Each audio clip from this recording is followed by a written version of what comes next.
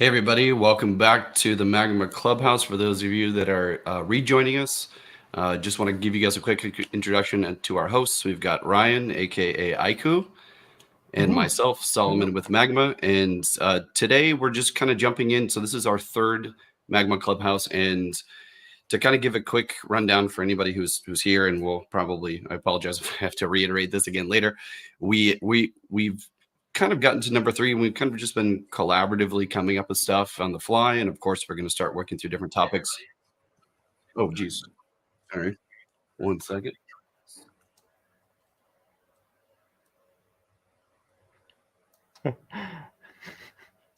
There we go. I've got this. You know the problem when you have too many Google Chrome tabs open? There's like 50 different things going on. Yeah, that's a struggle.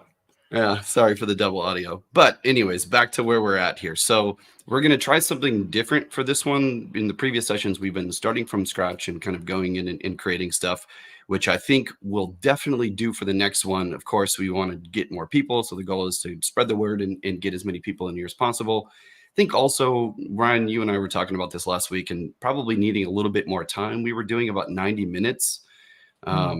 I think maybe setting a standard for about 2 hours makes sense. What do you think about that? Yeah, I think that sounds good. Give everyone a little more time. Sometimes people take a little while to come in.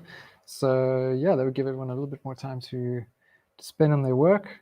Of course, we do have the canvas open and available for people to continue after the stream or to plug in afterwards. But yeah, it's always nice to hang out a little longer, I think. Definitely. Yeah, that has something, we've been trying. I think the goal here, what I'd love, just the simple goal right now is to fill that blank canvas. Let's try to fill this space in as much as we possibly can. One of the challenges that I see for this, of course, is we want to be able to allow as much space for everyone as possible. Being able to bring in as many people and give people space to make what they need. In this particular case, as we're trying to fill this canvas in, I think this does present a little bit of a challenge as we're trying, you get smaller spaces. You can't do something as big as you want. So you kind of have to pick something that kind of fits within the space, which maybe takes a little brainstorming. But, so bear with us in this one. And when this definitely is a creative exercise to see what we can do and how we can work together on this particular aspect. So you guys that just jumped in, Cosmo Royalty saying hello. How's it going? Hello. Kasumi, it looks like this is your first time joining. Thanks for joining us. We appreciate having you here. We have dropped in the Magma Art Space instructions to join, so you should see those there in the chat. I'll keep an eye on the chat. If you catch it, Ryan, let me know, and I'll be sure to reshare. Nice. Okay. So as we get started, I do want to quickly shout out a handful of people. So you'll see in the chat, we've got a ton of contributors. We've got a bunch of names from our last stream, and we are leaving this accessible for anybody to work on throughout the week after we do the stream. And we've got a ton of new people joining that have kind of made contributions. So thank you all for the work that you've done. Terazir says you can't enter. Okay, give me a second. There's always these little hiccups at the start. This one seems to be a recurring one. Getting into the art space. Usually, what happens is guys just got to remember to join the art space first. Make sure you're all signed up, and then go to the canvas link from there. And if you struggle, typically once you're in the Magma art space, you should be able to find the Clubhouse project along the left side, and a bunch of users active in a canvas in that folder, which probably needs some neatening up. You've seen some other people creating canvases in there. That's not Clubhouse related. I haven't figured out how to handle that one yet because I don't want to destroy people's artwork. So I gotta. No, for sure. Yeah. Politely ask creators to move. I think we could probably easily move it over, drop them a notification, say, hey, we just shifted it, your work's still there. Don't worry. Right. For those of you that are having issues, I did drop in a link you should see it from us, the most recent message, which is the access to the art space. So you need to do that part first. Once you get in there, let me know if you have any issues finding the canvas inside of Magma Clubhouse. And maybe just to show you guys, if I were to go back, you should see, once you're in the art space, you'll see Magma Clubhouse. And when you go in here, we are currently on canvas 002.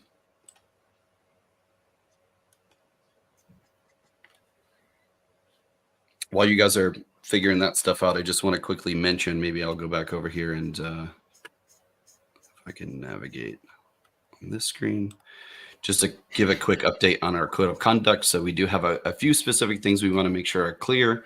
We want to keep this a safe space. So no safe for work content, no profanity, pornography, nudity, gore, horrific imagery.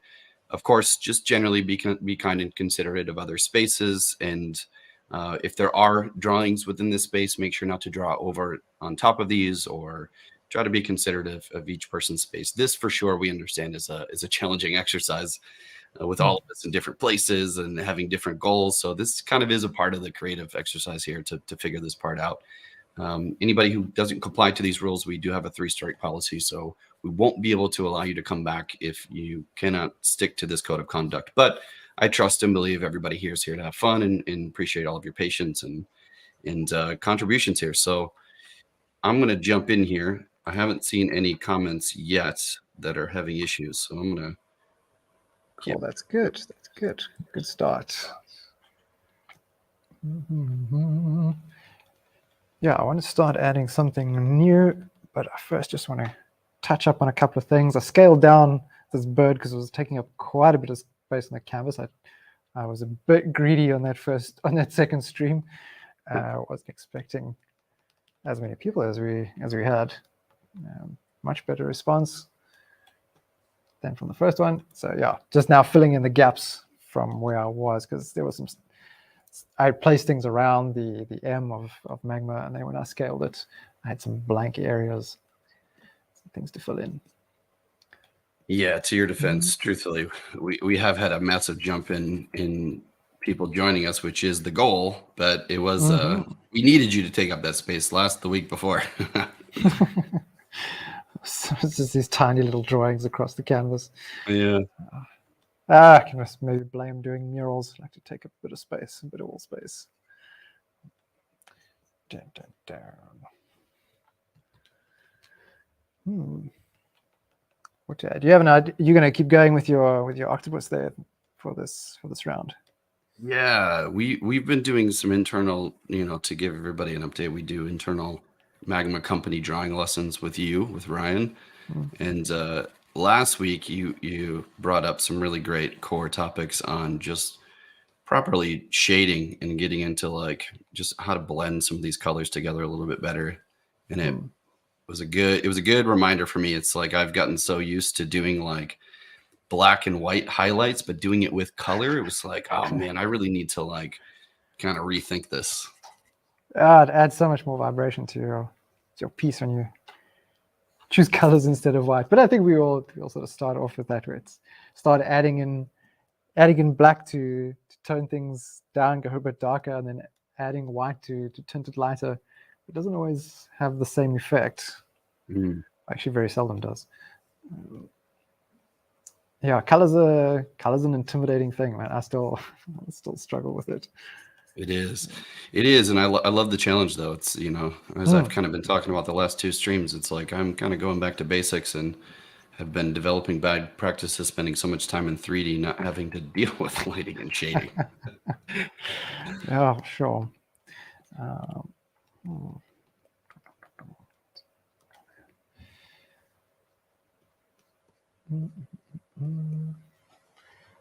put some background music on my side, I think. Yeah, you know what? For the streamers, I'll do this. I've been doing this a little late. Let's cue the stream music up. Well, if this is gonna mess with your music, Ryan, then no. Let's listen to what you got. All right. Let's see. We've got Daydreaming into Space. Oh. No.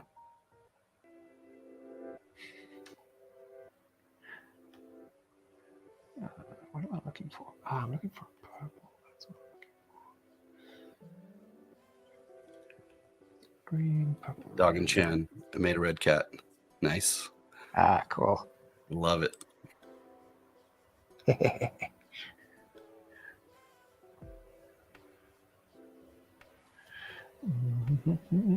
Wowza. Yeah. Let's make that brush bigger. What am I doing? As most of what art is, just staring at your canvas, wondering what you're doing. Uh-huh. We used to have this thing in varsity that our lecturer, she pointed it out to us. And we pinned up a little piece of paper that just said the art of loafing. And it was just a little reminder that it's okay to just sit and do nothing. And it's an important part of the creative process sometimes. Some of us embrace that a little too much, I think. But That's fair. Generally a good little sprinkling of that does the mind and the creativity well. Multiply. Sometimes you do just need to sit and let things percolate and then run through possibilities in your head instead of just keeping on making more marks and realizing that doesn't work and that doesn't work and that doesn't work. So yeah, just taking a step back. It's so true. It is a good practice, but as you say, we can easily abuse that one too. Yeah, I feel like sometimes it's a bit more difficult to step back and look when you're working digitally. Like it's easy to get quite caught up in the details and not zooming out and looking at things, getting a look at the bigger picture, so to speak, because there's no like physical stepping back. You have to just do it on the screen. The four corners are mine. Which four corners? Well, these guys are calling out canvas spaces already. I'm trying to spot the corners. Oh, all four corners of the whole canvas, probably. I'm looking for 4 little lines just demarcating a square somewhere. I think I misinterpreted that. Make it darker. Make it darker.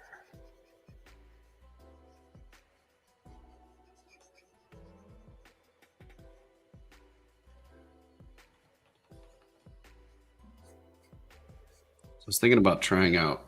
It's going to be very ambitious for today, but I wanted to get to doing like a coral reef, like getting maybe some barnacles and some different rock shapes. But I got to finish this dang octopus.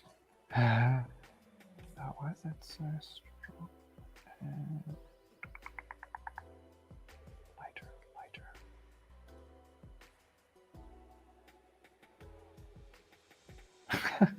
Stole the single pixels in each corner.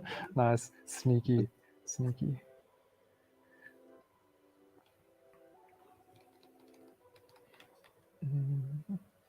can drop the opacity of that. No, keeps drop.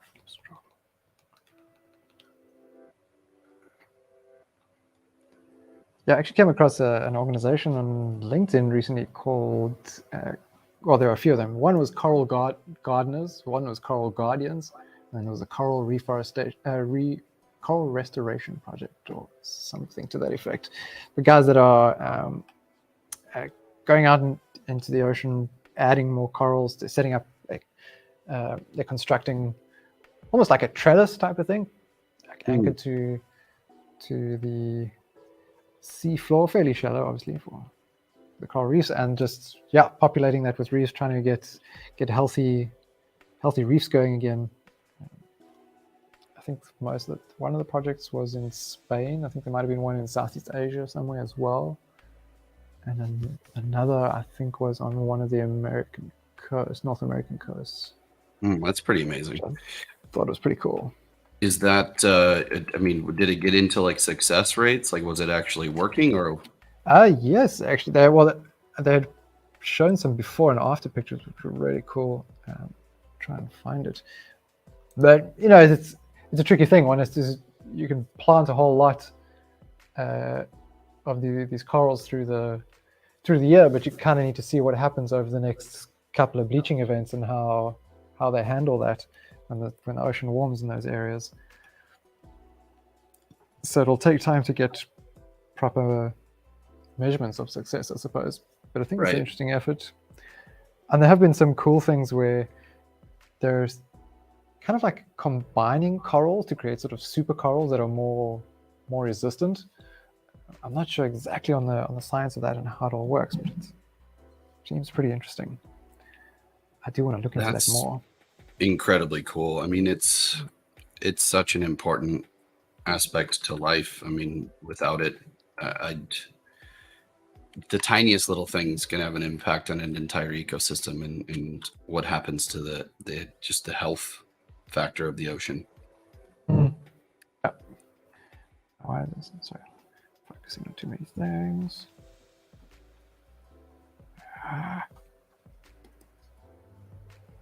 Oh, there we go.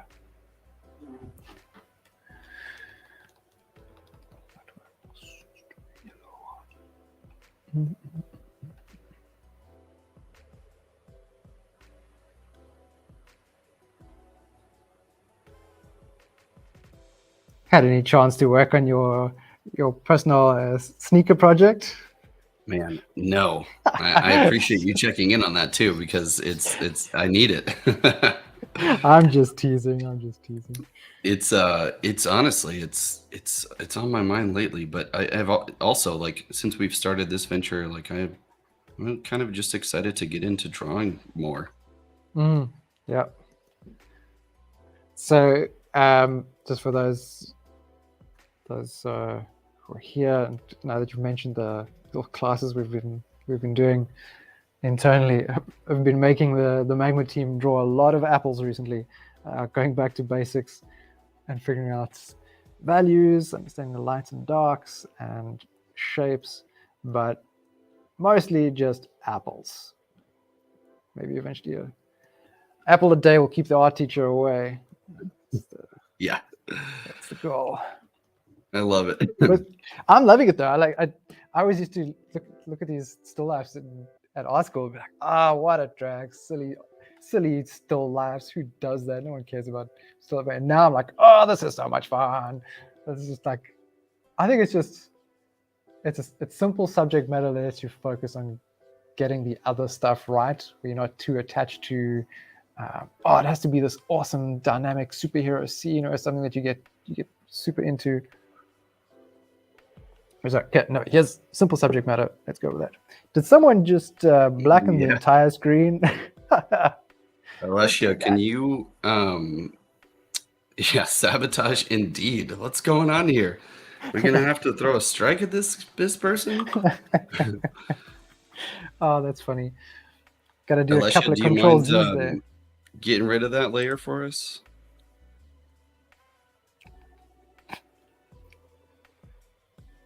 Otherwise we can... All right, I'm gonna have to take over that one. Yeah, cool. Here we go. That's funny. It happens. But this is why we don't let people share the same layers in Magma. Everyone has their own layer to work on.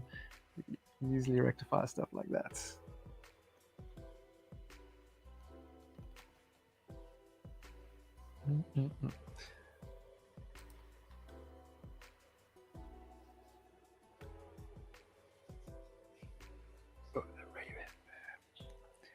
Okay, let me add something new. I was reading an article yesterday about limits, but focused on more sort of limits to growth, sort of centered around economics and natural resources and that kind of thing, and how over time limits have led us to progress in certain ways and refine our skills. Not just us, like various species. The limits in the environment cause species to evolve in different ways that are more specialized for the environment, or cause them to move to other areas where they're better suited, and just the effects that limits play on species and on people. And I think about this in terms of art as well, where limits can be such a an important thing to help you grow. On one side, you have like clients, if they give you free reign to do whatever you want, just draw whatever you want, it's a nightmare. You kind of want some sort of restrictions to guide what limits in place. It lets you push further within those limits and see what you can do with either a limited palette or a limited tool set, only one brush or no undos, or just simple kind of like subject matter. I think it's quite an interesting thing to explore. So on that note of just drawing apples all the time, there's so many different elements we can focus while sticking to the same subject matter. Oh, that's really interesting. That sounds awesome. Dun, dun, dun. Yeah, the overall article was looking at the limits to growth and how often economics fails to consider the finite nature of the planet and our resources, and that infinite growth just can't happen within those constraints. And if we keep behaving like we can, we're gonna hit a problem. Right. Now, why can I not see my layers? There we go.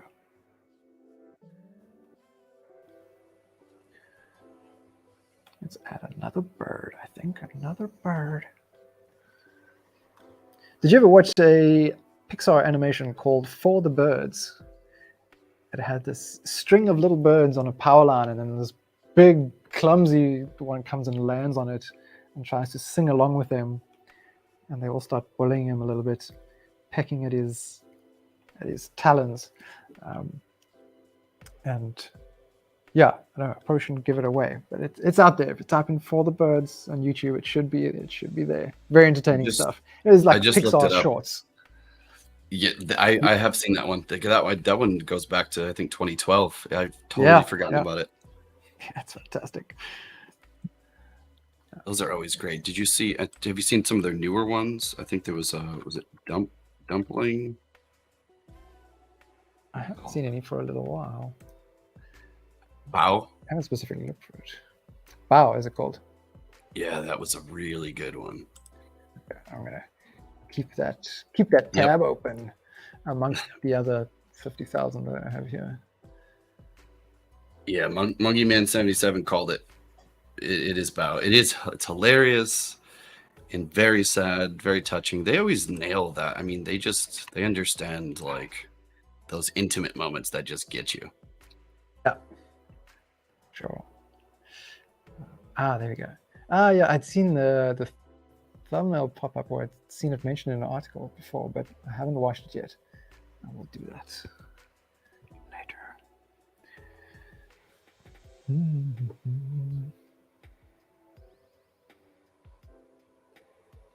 So much talking, not enough drawing.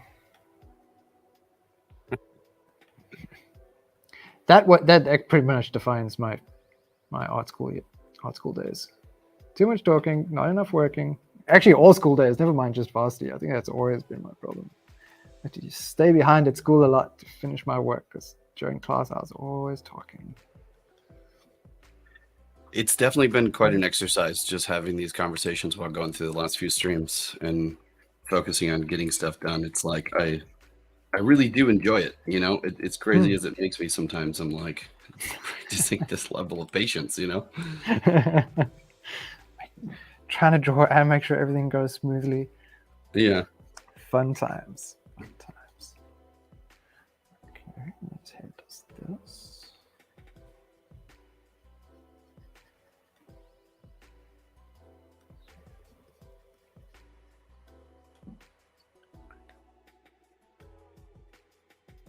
Music's nice and chilled in the background there.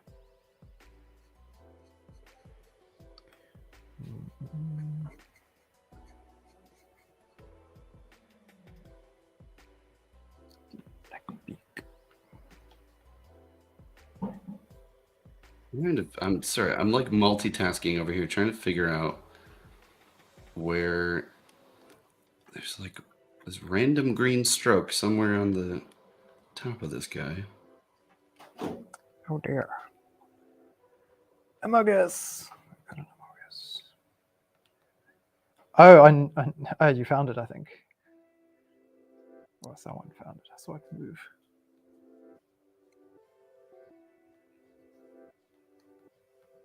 There's a chat going on in the top left corner. That is really Oh, wow. I gotta call that one out. Oh, that's brilliant. Wow. I love it. Okay, so if we fill in all the white space with all conversation like that. I don't know. Ryan, do you go on Reddit at all? You spend any time on Reddit? I used to go on quite a bit. I haven't been on much for a while. I just found it was just so much, and I got busy with other things. Why? Is there something specific I should be looking for there? Oh, it just reminds me of there's something called Pixel Place that they do. I don't fully understand it. There's like a yearly event where like each country will contribute to a canvas, and it's all pixel art, but you kind of get these little quadrants. And interestingly enough, the way that they do those, like we're trying to set some guidelines here and not draw on top of other people's stuff and kind of work around each other. They kind of just let you go and like put pixel art on top of others. Yeah, interesting. Place. The subreddit is Place. Somebody's outlining here in the chat. Probably do a better explanation of it than me. Terazir. But anyways, it sounds like chaos. Well, interestingly enough, it always comes out in like spectacular fashion. It looks so cool, and there's always sometimes it's geographically representing like your state or your country or something. The topics seem to change, but I always found that to be such a compelling like art form. And setting up rules and stuff, though, I think is the challenge. Is how do you get that to work correctly? I'd love to do something like that here with the Clubhouse or maybe some other stream. But yeah, that sounds like a lot of fun. Do they set a kind of theme beforehand, or is it something that emerges through the chaos of drawing on top of one another, and then they just respond to what everyone else is doing? My observations of it is that like people on Reddit will form into groups, and then those groups kind of have a plan. Like they all they design what they're going to do, and they go in and they're trying to get that in. And it requires your team members to constantly, like if somebody comes in and replaces one pixel color, like I could go in and sabotage their thing and just put a black pixel hilarious. Or like a bright green pixel in the middle of their red, and they have to go fill it back in.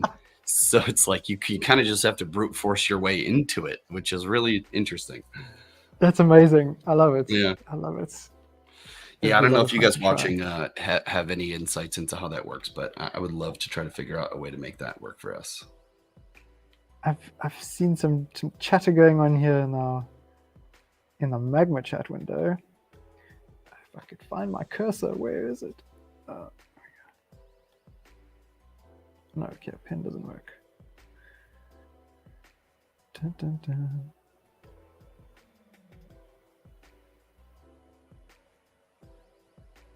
Okay. Oh, I cannot see because this stroke is so tiny. This is making me think we need a feature to be able to hover over a layer and show what that layer is. Let me see if I can highlight it here. Let me go.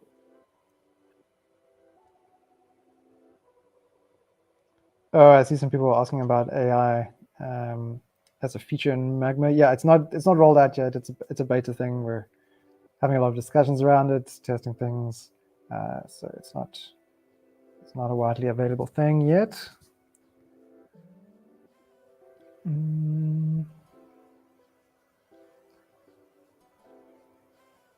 Hive mind between countries. Is another interesting aspect of our streams is that we have chat going on YouTube. We're also streaming to Twitch, and then we've got chat within Magma. That's another integratable thing to be able to visibly show the chat. Might be interesting. We're on Twitch as well. I did not realize this. Yeah, we are.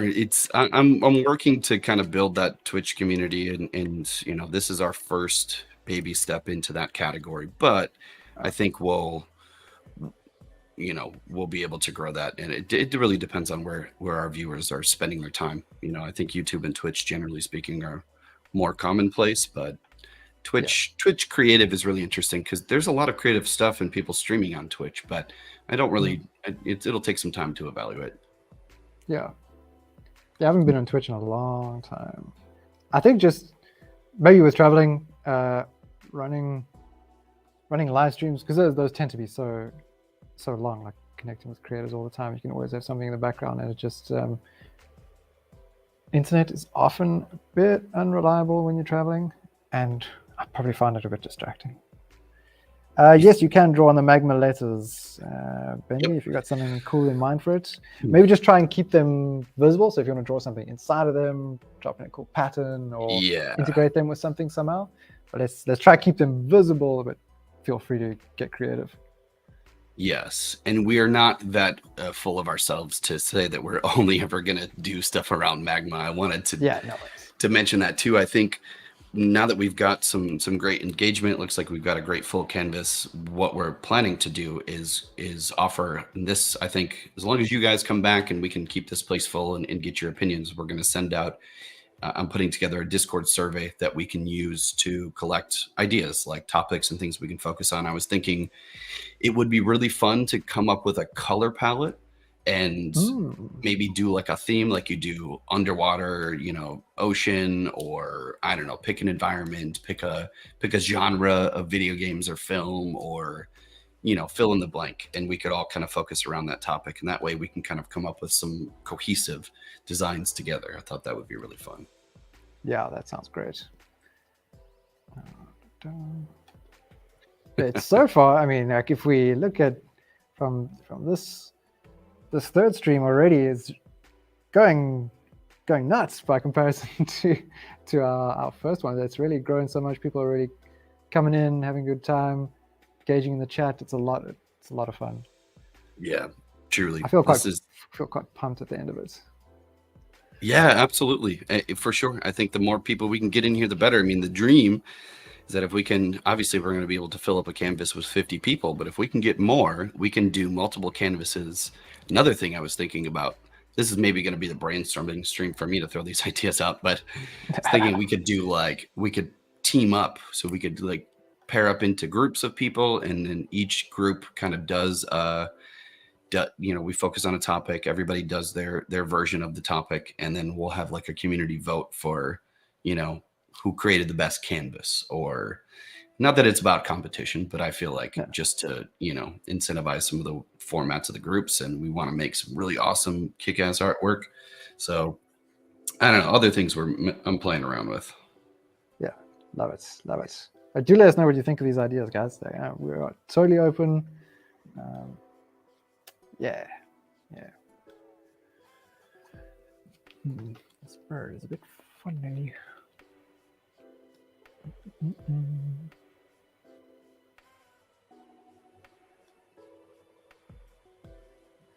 don't know what layer this is. Doesn't look like anything.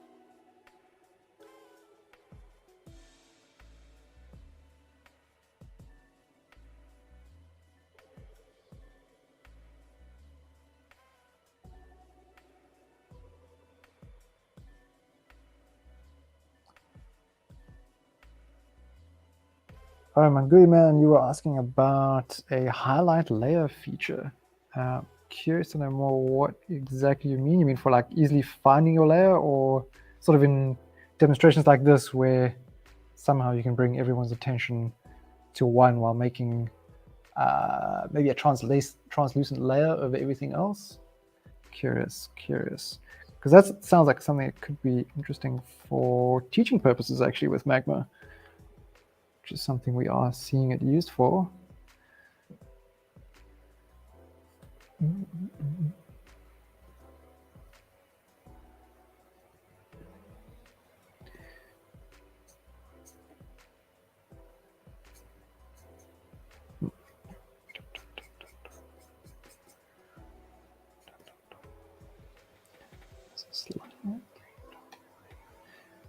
Yeah, I'm way too zoomed in.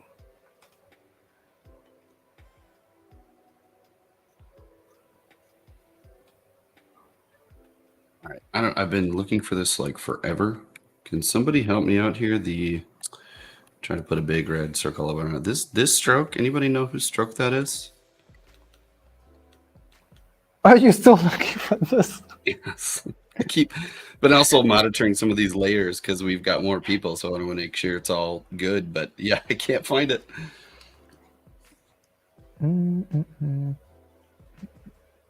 Wow, I see that we've got like what, 72 layers? Yeah, we're going crazy right now. Not all 72 are active, but that's great. So for those who don't know, we have a 100-layer limit per canvas.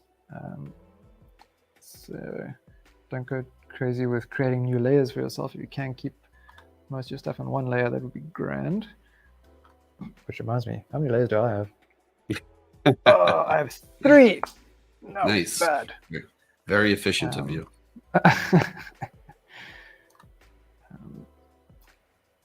Let's merge this one down.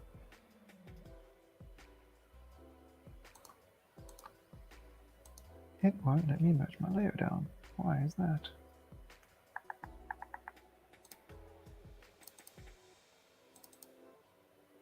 Oh, that's why. Okay. Magma star.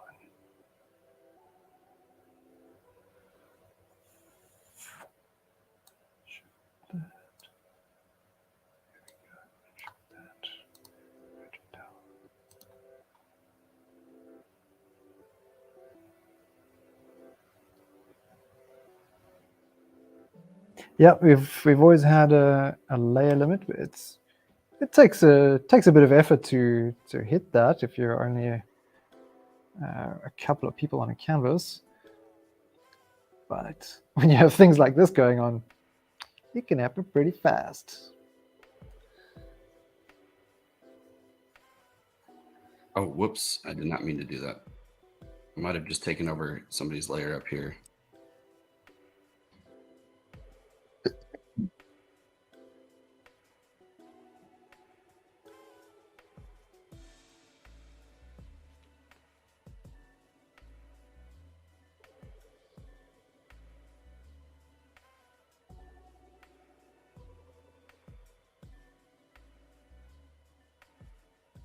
Yeah, thanks. That's a good suggestion to have maybe more layers unlocked for streams like this. Maybe that's possible. But like I said, it might be. Hopefully, it won't be all that long before we can shift things over into multiple canvases. At the moment, we have our sequence feature where we're just adding one canvas to that sequence each week, but ultimately we're able to create a new group every time and then leave lots of space for everyone to go wild. Yeah.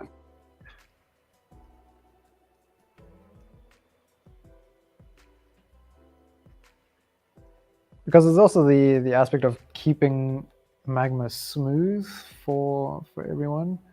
I think if you have a lot of layers on a large canvas, you can start hitting some performance issues, depending on the system that you're running. I think it's a theory.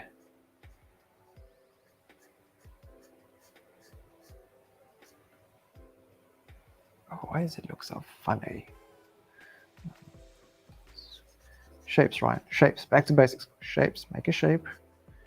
And then make another shape.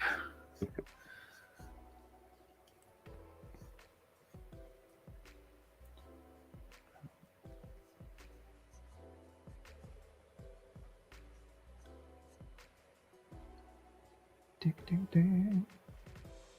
Mungie Man said, "Good luck with those shapes." Let's remind myself. We gotta stop messing around. I've just been adminning and going through layers and looking at stuff. I'm not doing anything from here. Yeah, that's good. You can't even like figure out where to place a new layer to put it on top of that. Yeah. This guy is just gonna get merged down.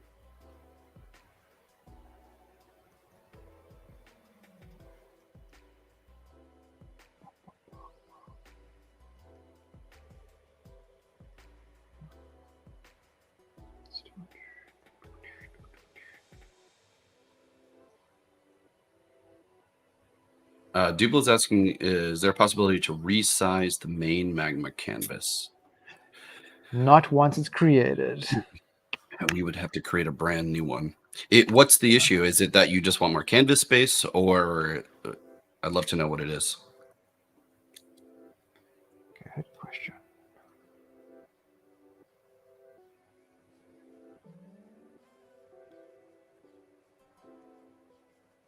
Let's make this bigger. Yeah, okay. Just one more space. Yeah. I think for the next one, if we end up doing this again, we could probably shrink down the central focus if it's magma text or whatever. Yeah. Yeah, but that's filling up quite nicely. There's a whole lot going on. Yeah.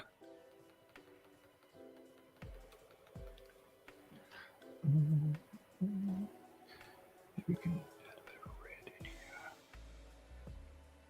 in here. Draw smaller. Yeah.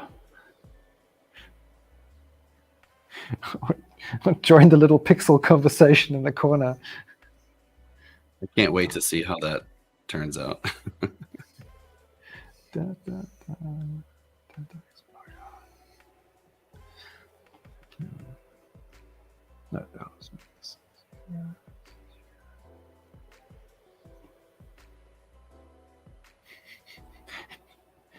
that's all right.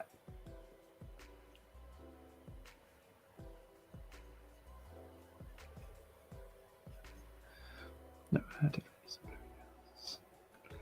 so did anybody watching The Last of Us? Ryan, did you end up getting into it? Not yet. Not yet. I need to get signed up with. It's on HBO Max, right? Yeah. Yeah, I need to get signed up. I mean, I still haven't watched season 2 of The Mandalorian. I got a lot to catch up on. Yeah, I'm sure this is gonna open up a whole can of worms, but I really liked season 2. I'm enjoying Mandalorian a lot, but I've noticed there was a lot of feedback on the season 2 that a lot of people didn't like, but I don't know. I'm such a fanboy for it, so I can't help it. I just never listen to or look at other people's perspectives all that much. I pretty much follow the some of the artists and go nuts with the art blasts that happen when sort of concept shots and keyframes and whatnot get shared on Twitter and ArtStation once upon a time. And I stay away from theories, people's perspectives, reviews. I'm just like, no, I know I'm going to enjoy this, so I don't want anyone messing with that. It's going to be my chill time.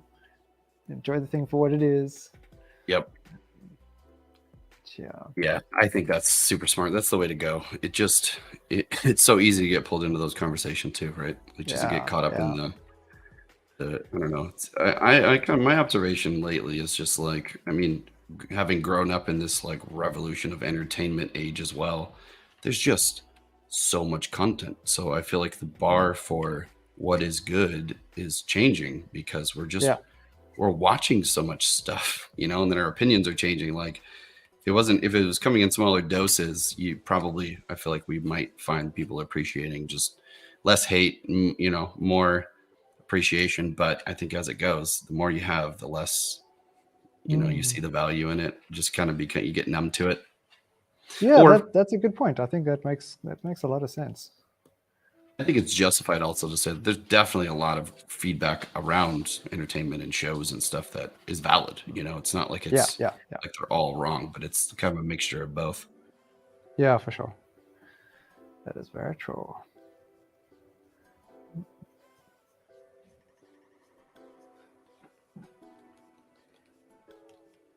I was watching Bleach 1,000-Year Blood War recently, but there was only 13 episodes in this initial episode release, which was just it's not enough. And those episodes are only 28 minutes, and you bring out like only 13 episodes, and I got to wait until June, July before the next batch comes out. Yeah, that is the worst. So good though. I have friends that will not watch something until it's like it's done until you can binge it, watch it Yep. all in one go. I think that is a very smart tactic. Yeah, And even I with kind of different agree. subscription services that are available, like, okay, wait, they're doing a whole lot of these things. Cool, I'm gonna wait until everything's released. Now I'm gonna finish watching what's on this service, and then I'll cancel that, move over to the next one, binge all of that, and then bounce around that way. Yeah. Because there's good stuff in all of them. I mean, now Amazon Prime's got season 2 of Legend of Vox Machina, which season 1 was just amazing, just so much fun. Have you watched this at all? Haven't, but that one's definitely Yeah. been on my list. I'm actually Okay. really excited for that one. Cool. Yeah. So, good old Critical Role. Doesn't buy games that are still being developed. Yeah, like what have we got at the moment? Baldur's Gate 3, which looks also just phenomenal. The art for that looks amazing. I was wondering whether that was worth purchasing early on, or whether it's better to leave it. Although my machine heats up just when it gets plugged in to the wall socket, so I don't know if it's going to be able to handle Baldur's Gate 3. I haven't seen Slime someone Rancher. Slime Rancher? Yeah, I'm not familiar with that one. Is that on Steam? I feel like I've seen that title. Here I open Steam.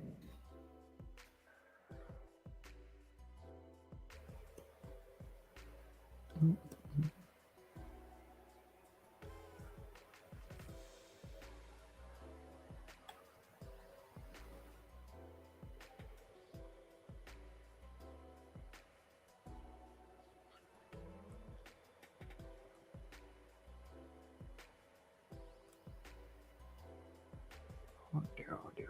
Let's make this smaller.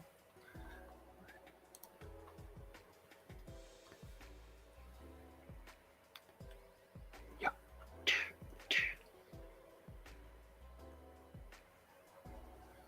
Why, you're not making Mac?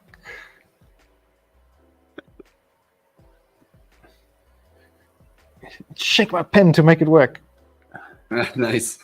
Where's...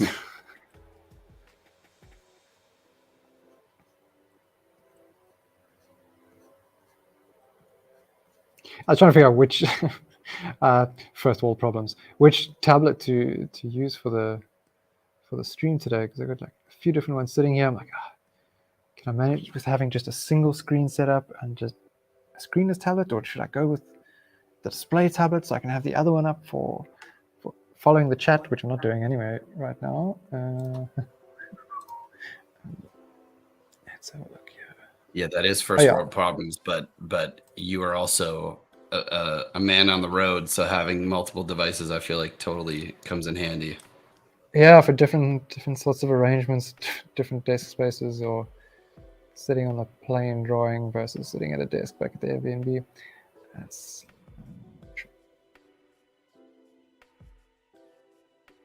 yeah, it's on Steam. Cool.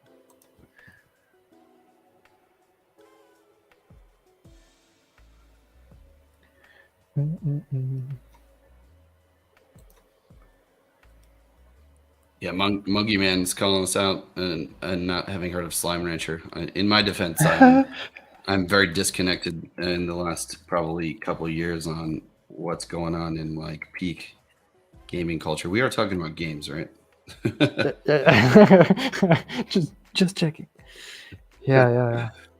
I feel like I kind of go back to the older stuff now, stuff that I've always sort of enjoyed. I think we actually spoke about this last time, going back to Diablo and Warcraft, Age of Empires, those kinds of things. But I think it's because I know I can get sucked in pretty hard with these newer games and what's all possible and how immersive those experiences are. Yeah, it's dangerous. It's dangerous. It's beautiful and it's dangerous.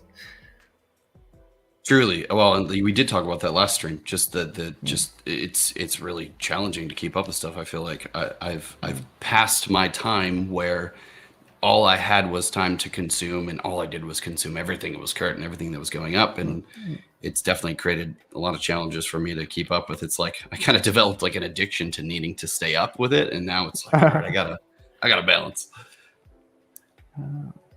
Yeah, for sure. Oh, now it's thing we can get involved. Well, some of us with seeing those games come to life, be a part of it.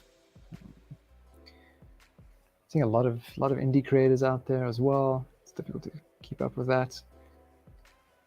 But when there's so many tools and access to things like Blender, being able to get into constructing your own game, your own worlds is a bit easier.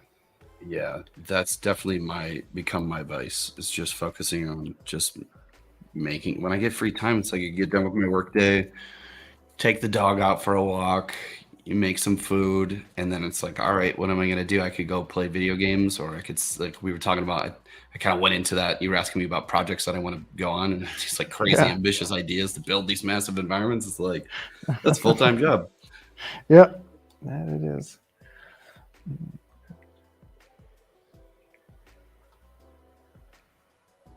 That is a good point you bring up about the chat, actually. I'm going to make a note of that. That whenever it closes and gets reopened, it jumps back that's to the so top. funny. I literally just took a moment to write that down in a notepad. Like that's definitely, as we're using it more during the session, I'm realizing that for sure would be huge. Yeah. Yeah, normally I don't think there's this much chat to go through, so it didn't matter that you have to scroll. The distance was so much shorter. One of the primary like use cases for this is, art, particularly in art spaces, is having a team and coming back and being able to leave notes and quickly comment, but also assuming that we're all going to break off and work on our own stuff sometimes, and we won't always be collaborating in the same session. But we're kind of using this in our streams as like a stream chat, which is cool. Yeah.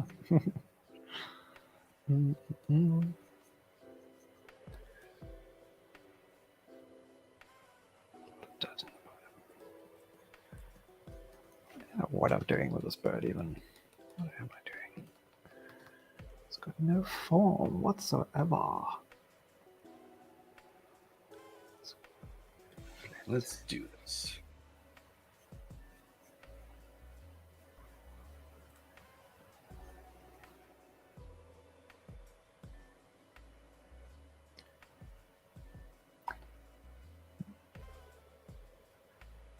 Just taking a look at the canvas, some really great additions over here. Oh, it's so busy. I love the meta arting going on here with the bird, and then the artist painting the bird from a different angle, and then the artist painting the bird being painted. It's amazing. Oh, it's Ori awesome. Levy is coming in with the meta designs. I really love it.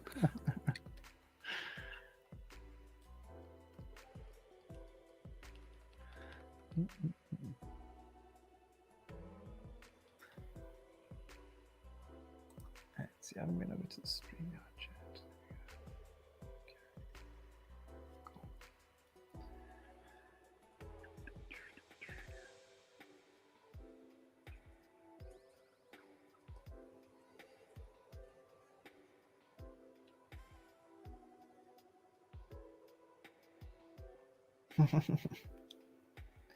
Lucky you, while the rest of us suffer with anatomy. I was just reading that comment. I know. Yeah. the anatomy prodigy over here. The rest of us are paying thousands of dollars to go to school. That's I mean, I've found, having taught particularly sculptural design and sculptural character design, and anatomy is a big part of that conversation. Yeah. That there are people that there is something that goes on in the brain that just clicks and you understand it. Many of us have to kind of go through the hard part of just repetition and studying and learning and unlearning some things sometimes, but it's a great skill to have. So much unlearning. I think particularly when a lot of us start off,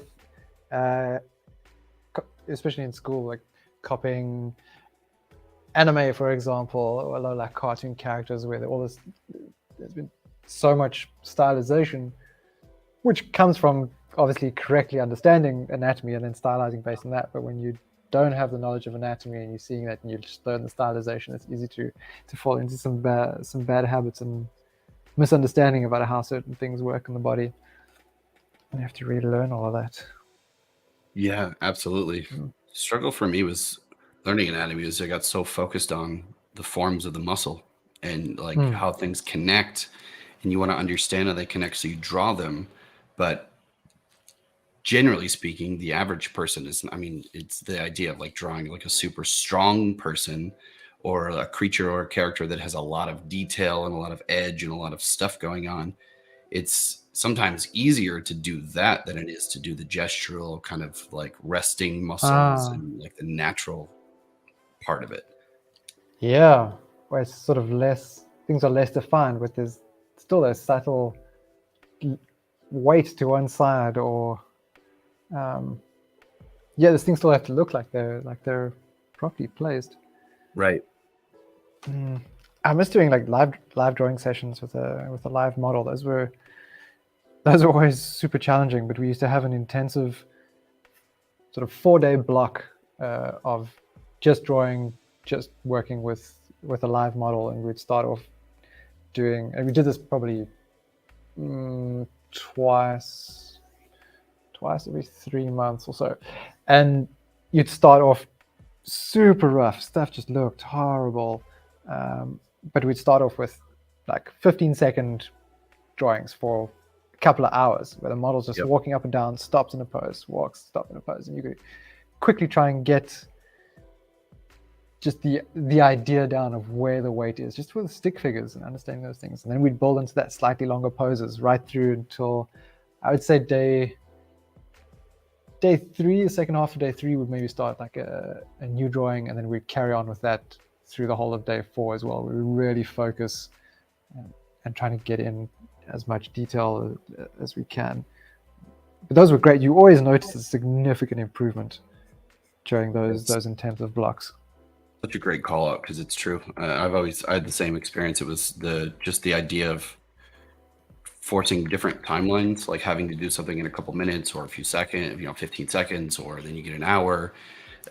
That was when I was drawing the most, when I was, college days, like going through the general fine arts core stuff. And I continue to do, live drawing sessions. Every once in a while I do it with friends. It's been years since I've done it, but that was always the most elevating for me. Particularly when you're focusing on human form. It's different, of course, when you get into drawing stylized figures or life drawings of, like you're focused on nature and a lot of that stuff. But I think the concept applies the same, right? Somewhat. Yeah. You kind of need short and long forms to kind of be able to apply this stuff in your everyday life. Yeah. Forces you to look at the overall thing as well when you've got to work quickly and not, you don't start diving into unnecessary details and to properly understand and see what's going on. There was an awesome, I don't know if it was at the last Lightbox as well, or I think it was at both of the last Lightbox expos. It was the last one was online, so maybe it couldn't have been. But where Manu Caruso brought, I think there was a wolf. Someone brought a wolf in. I don't know. It was Manu might have brought in a bird of prey of some sort to Lightbox, and they do studies of that. I was trying to find it. I thought it was awesome. I mean, just the idea of that is so rad. Yeah, that's amazing. Also, something you might see on YouTube about, the animal breaking out of his cage, flying around, or I don't know. It was live, right? Am I misunderstanding that, or was it? That was live. I don't recall seeing that though. No, I'm just saying, hypothetically speaking. Oh, right, okay. It could turn into a, crazy scenario. What's Have I got his name incorrect? Might be getting confused with another Manu.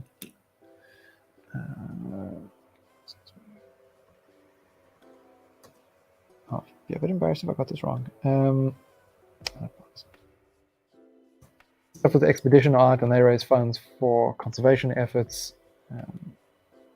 Why is this? I must have the name wrong.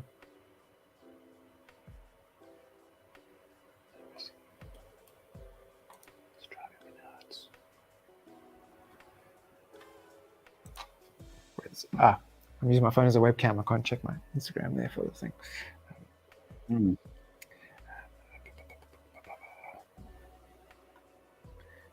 See how easily I get distracted? Same. Maybe you'll find this thing. No. At least it's not just you and I drawing on here. We've got everyone else to take the attention away. That's Yeah, right. Yes, that's what we're here for. We're just color commentary.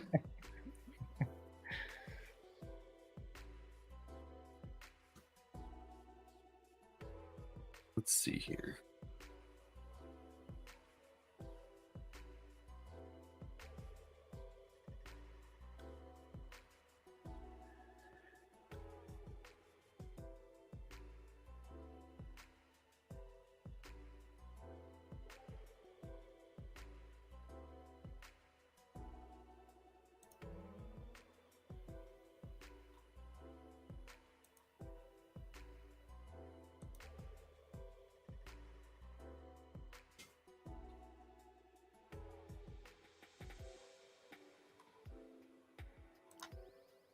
Oh my.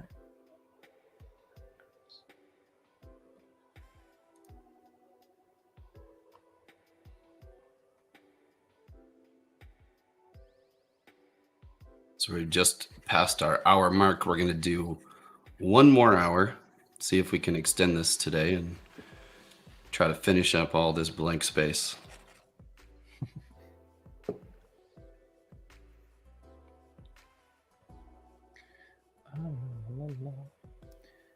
Speaking of learning and Lightbox, anyone in our chat or watching signed up with Schoolism with their winter sale, summer sale? What is it? What season is it in your neck of the woods? North America right now, we're in coming into spring here. Oh, right, soon. Yeah, okay. So they would have had their winter sale then. Curious to see if you got anyone here doing any courses on there and what you're doing. I signed up, but I haven't had time the last 2 weeks to get stuck into any classes. I watched a couple of videos, stuff on lighting. Jason Sealer's got a great course on lighting, which I wish we had someone explain lighting to me in the way that he does here. Oh, really? Makes so much sense. Yeah, so good. I know we were talking about doing those courses, and I keep saying it. I keep getting distracted as per usual, but I was curious to know what ones you were kind of looking at, because I also reached out to our team here to see if anybody wanted to join, but I'm still committed, and regardless of I did miss out on the sale, but that's okay.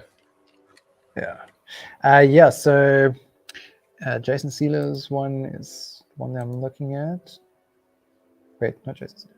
No, it's not Jason Sealer. I'm getting my instructors mixed up. I think. So yeah, there's that. I'm kind of bouncing around between a couple. I was looking at Bobby Chews as well, just looking at some of the basics of working digital painting in Photoshop, and I tend to keep a really simple set of tools that I use, and maybe to my detriment, there's probably things I could do a lot faster. So it's just a way to get familiar with some of the tools. So I'm looking at Bobby's course, and then wanting to figure out a bit of character design. So I was looking at Walter Tulp's expressive characters courses. He's got 2 on there. So those are the 3 I've been looking at. Jason Sealer does realistic portraits. That's one I did in the past. It was Sam Nielsen, of course. Yeah, okay. He's got a lighting thing on there, and that's done really well. Previously, when I signed up, I'd done Jonathan Hardisty's Understanding Textures, which was really valuable. He's got a really good way of understanding textures and some criteria to look at when you're trying to understand a particular texture, and you can apply that to pretty much anything. Right. I do want to get into Nathan Fowlkes' stuff, because his painting just blows my mind every time, the way he works with color and his landscapes and environments. Yeah, that sounds amazing. So yeah, I'm just looking at all of it. It's all looks great. So yeah, basically all of it. I also want to learn Blender, and there's Christoph's course there. So You've got quite a challenge there to make decisions on those things. Yeah. So I was trying to think about. It's difficult now, and there's a lot of work commitments now, but of structuring things as though I was back at varsity, and where you had either like full week blocks of a particular subject, or do it in a way where I spend 2 hours in the morning on this particular course, and then I'll shift over to another subject in the later part of the day, and just work through things that way. So I'm still working on fresh things. I'm not trying to do too much of one course, like in a single day, for example. Yeah. But that one needs the luxury of time to approach things in that way. Yeah, true. I've found, you know, like as I've tried to improve my practices, like time blocking like that, and giving yourself, you know, a certain amount of time for different things. So it's pretty awesome. Like my OCD always kicked in. Was like, no, it's not. I'm not gonna. It takes more time. I need more time. But you end up getting a whole lot out of it. You know, doing that exercise. You probably can't keep that up forever, but yeah, you know, maybe you can. And I know some people that do that, you know, kind of religiously, but it works. Yeah, I really admire those people who decide to wake up an hour earlier in the day, despite being parents, despite having work commitments. Get up earlier, spend an hour or two refining their skill, doing a course, or work on their personal projects, and then jump back to the stuff they've got to do. Like that's, Yeah, I have a lot of respect for that. I do too. I really do. It's like that's, to me, that's like the most ideal, most efficient way to be, if you can find a way to get that, to accept that balance, you know. Yeah. I just think there's so much more that life has to offer when you can do that, because you get a chance to appreciate so much, you know, and let go of certain things. And I thought Kuro was calling us nerds there, going on about. I missed it. Learning. But maybe there's a whole chat going on here that I haven't been paying attention to. I think. Yeah, there's been lots going on there. You man woke up at 8. Yeah, I'm with Mungie Man. I that's, I think, one thing that I've learned to accept about myself. I've tried to be a morning person. I've really tried. I'm just not. My brain and my system, and I think it's been this way since I was a kid. So I am sure that you can recalibrate yourself to a different. I mean, people do it all the time, but if it's up, you know, when we have a choice, I think our defaults tell the truth. You know. Did you find it easier to wake up earlier when you were surfing? Oh yeah, that was the only thing, and I'll say, even like, you know, being an artist and in different industries and doing this stuff pretty, you know, for a long time, even that stuff doesn't. I just find that I'm just not as productive in those modes. So I'm like, I'd rather do something else. Like surfing was my favorite thing. That got me up every day, which is a good start. Good physical activity. Felt nice. Definitely. Yeah, I love the mornings, but I'm struggling with now. I also, like so many of us, tend to be more productive later in the evening, the quieter hours of the night. So doing those early mornings is not so easy anymore. But I love the stillness of morning. I just don't have the discipline to get out of bed to enjoy it anymore. Yeah, I'm going back to South Africa in a couple of months, and I'm looking forward to some sunrise surfing, because it's been a long time. Oh yeah, I can't wait to hear all about that. I have to find a friend with a board. Actually noticed. So I sold my board before leaving South Africa. It took a little while to sell off all of our stuff, but a friend sent me a message saying, "Hey, I see your board's up for sale again." The person that bought it from me is selling it, and still like in good nick. I was like, "Ooh, should I take it back? Like, buy it back for me?" But we're only going to be there for like 2 months, and no, I can't. I'm not going to go through trying to sell that thing again. Not that, like, sell any stuff again. Just don't want to acquire things. But I was tempted. Yeah, I mean, the trick for you is, I mean, is just being in one place, I would imagine. Yeah. I've got a few things in storage. Like I've got my old Wacom Intuos 1 that's there, the Intuos 3. So I'm keen to like pull those out. My BMX is in storage. I'm keen to fix that up during that time if time allows. Yeah. Just for fun, actually. Just fix it up, maybe sell it or not. Get a few voices saying, "Don't sell it." Yeah, I'm one of them. But it'll be fun to take for a spin though again. Yeah, I mean, yeah, gosh, I haven't been on a BMX bike in forever. Yeah. See how creaky them knees be once I start pedaling on that one.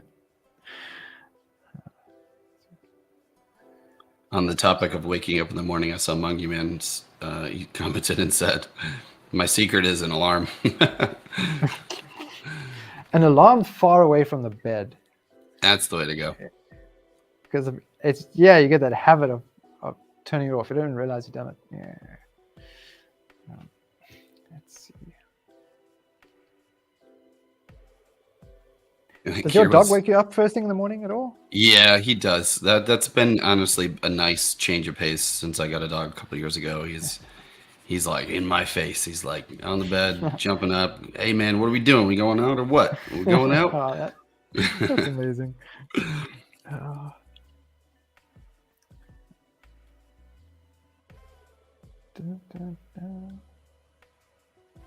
15 and I have creaky bones. Oh yeah, I was going to comment on that one too. Yeah, the struggle is real. It was like me getting gray hairs when I was 19. These little things. It's too soon. Yes, definitely too soon. I recommend collagen powder in the coffee. Magical. Collagen powder. Interesting. What is the effect of that? I mean, it's mostly just joint support, stronger skin. It's like skin, nails, hair, and mostly I just take it for the joint support, just to keep everything, you know. Yeah. Not getting any younger.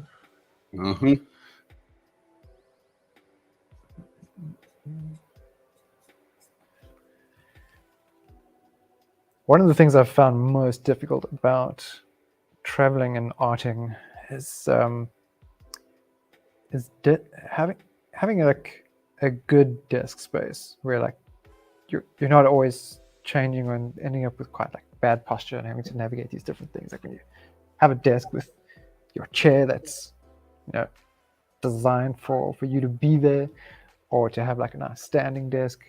These little things kind of start to miss. Got to remind myself to just get up and stretch a bit more often, just to loosen things up. Yeah, I mean, you're at the mercy of wherever you're staying. What kind of stuff do they have to support you, right? Yeah. It's you always have to look at it in the when we're looking at listings. Like, okay, well, do we both have space to work in this place? It's an interesting challenge, and forces you to rethink things a little bit and try and be creative about your space. Not always easy.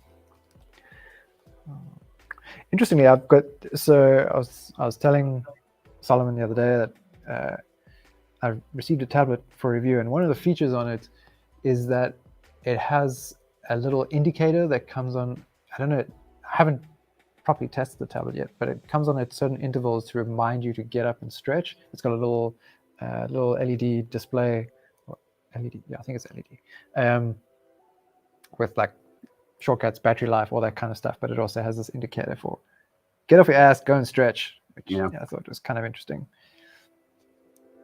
That is great. I feel like we all need reminders of that.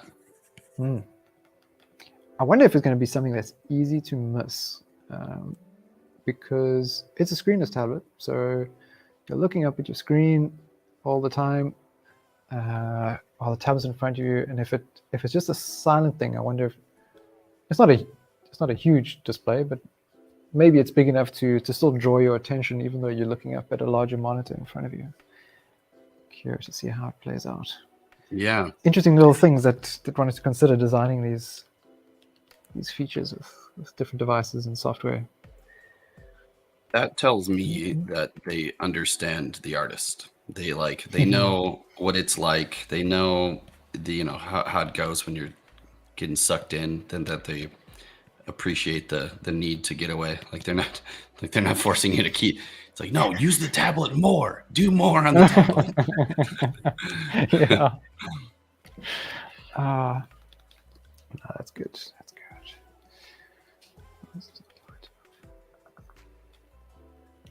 I'm over rendering this, and now the other bird is not getting the detail.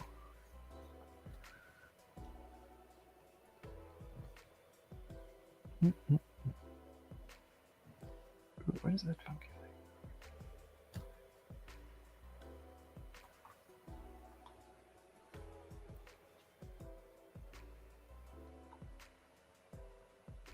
All right, I'm down to 3 layers. Doing good. Nice.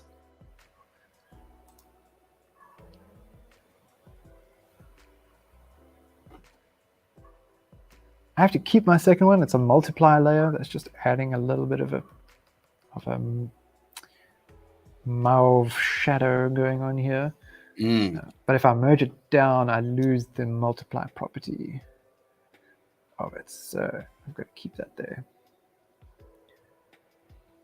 Yeah, that's something that I think we've definitely been looking into, as to being able to transfer these things, when you do need to merge.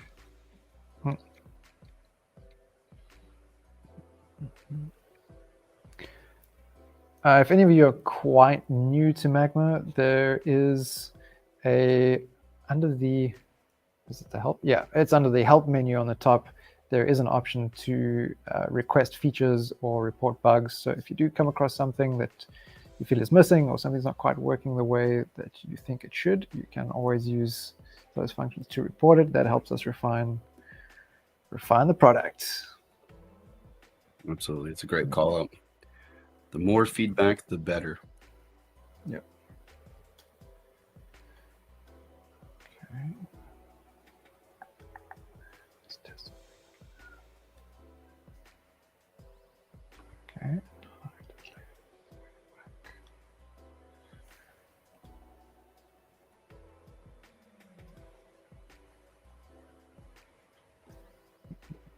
How we doing? We filling this thing in? Oh man, there's still so much space. So many more tiny conversations could be had. Duplo's bringing in the Call of Duty characters. I like it. Is that Ghost?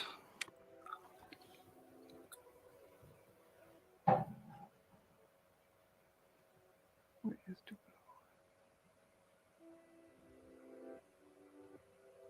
Oh, there. Nice.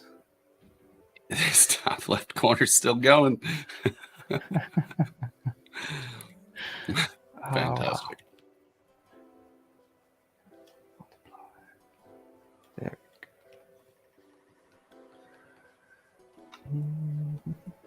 I like Ya's got a really great textured demon going. That's a really great pose.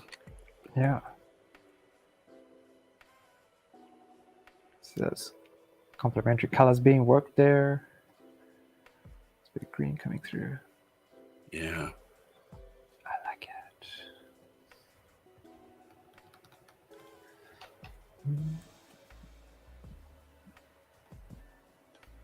Ashland's looking great. Brickcasters says AI question mark. Oh. Yeah, that's not a feature that's available to everybody. It's in beta, so not something you'll see on the stream here. Whoa, bright blue line. Yo. Hello.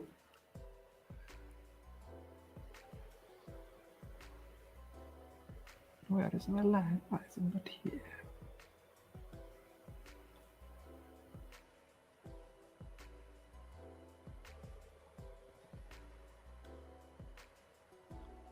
I already just bit off more than I can chew. Trying to do underwater coral and textured stuff is crazy. Ooh, yeah.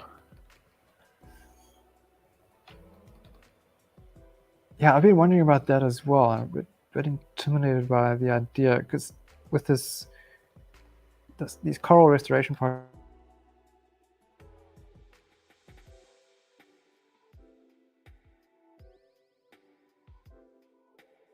I was mentioning earlier, some attention to that. I have to do like a little portrait thing. I have to draw these, but even just trying to look at reference and understand what the heck I'm actually looking at is a tricky thing in itself, because they're so complex.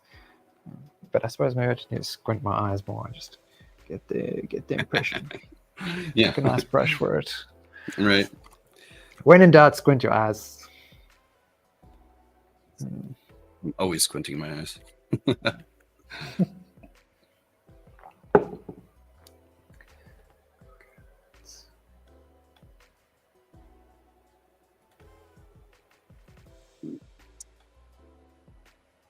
Really want a stamp brush for this shape, but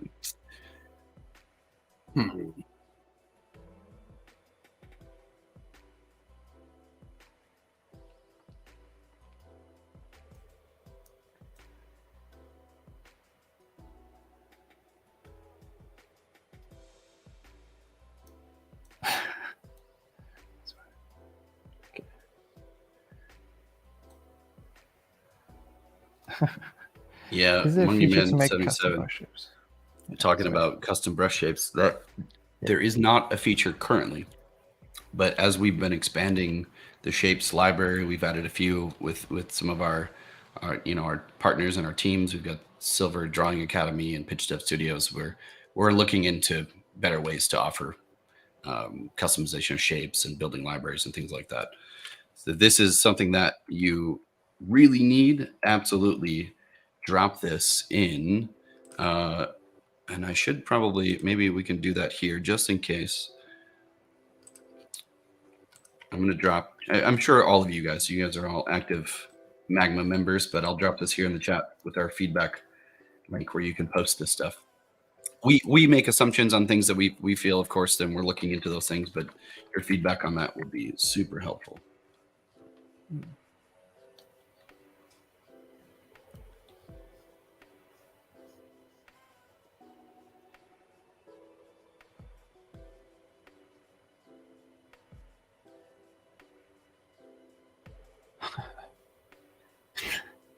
Wait, didn't you know? No fried eggs here. Come on. Scrambled or nothing. Right. Scrambled or nothing. Poached.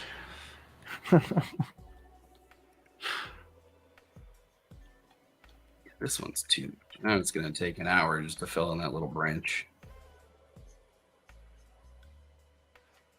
Sticking to rocky surfaces.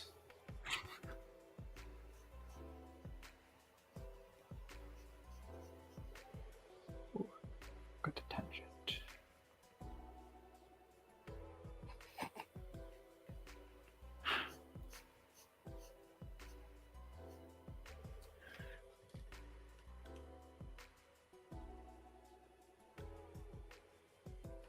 Purchase you.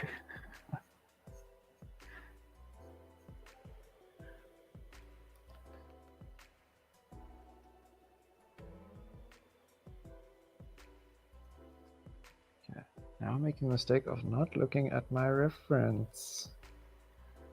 And that is because it's on a totally different PureRef board, and I have to go find it. It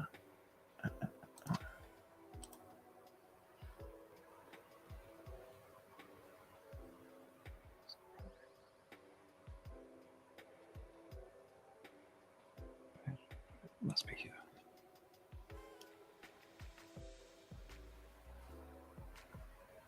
Oh, no, that's the board with the apples. Wrong one. Wrong one.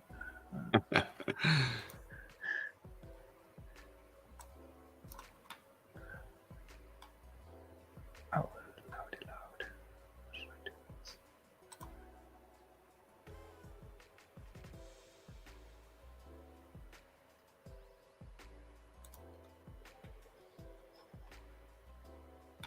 What's the bet it was on the same board and I just missed it?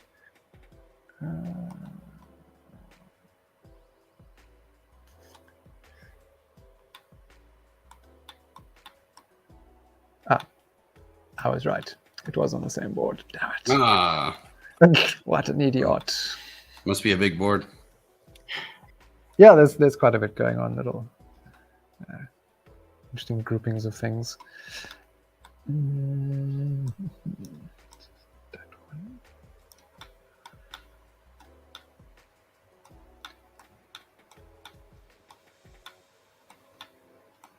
Oh, we got egg wars going on. You guys are arguing over the best eggs now. Whoa! Hey! Just checking to make sure we're awake.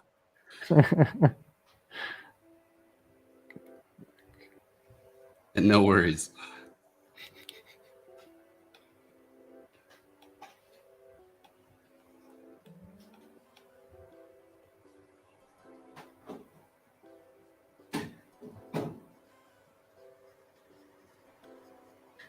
The opacity is better.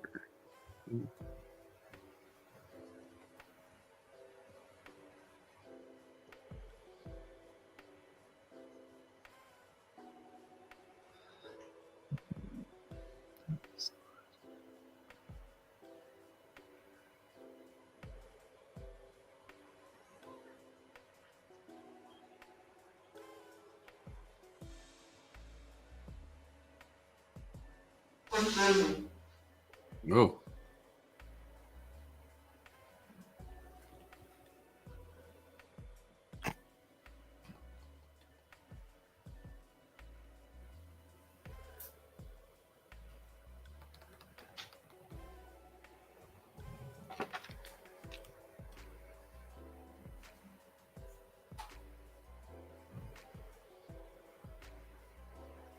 Oh, man.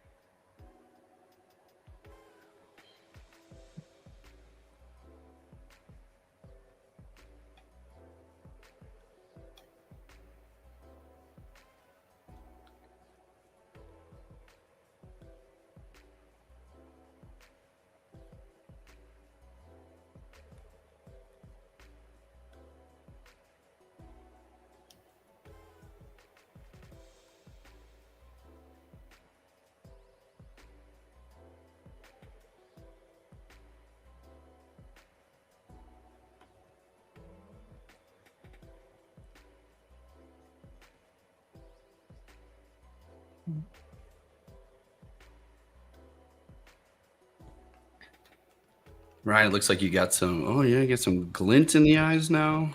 Yeah, just add a little something. Like it. Who's working on the M over here? That's an interesting start. It's kind of starting to look like it's cracked earth or something like that. Yeah. I missed the little avatar that was floating out. I'm not sure who that was. No, there's still good people here.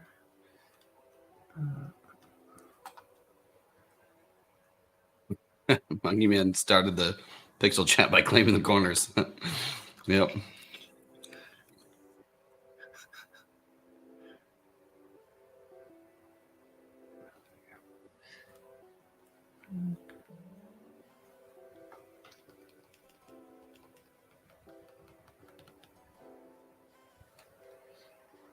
Much.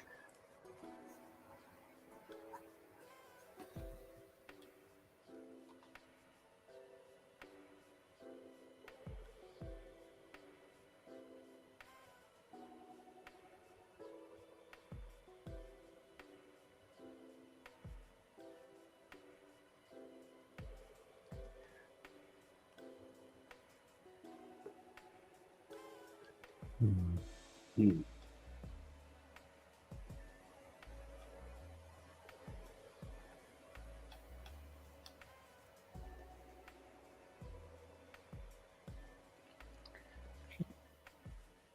Let's make this dark.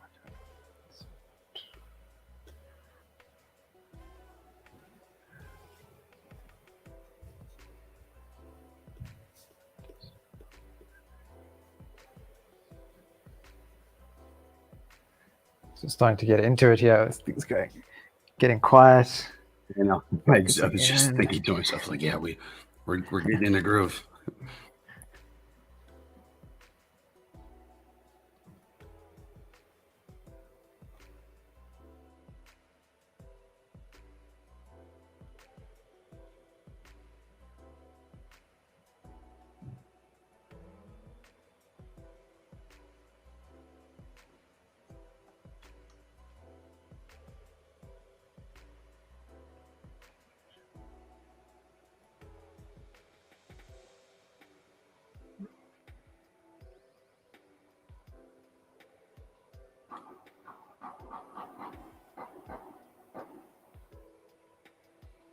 Jeez.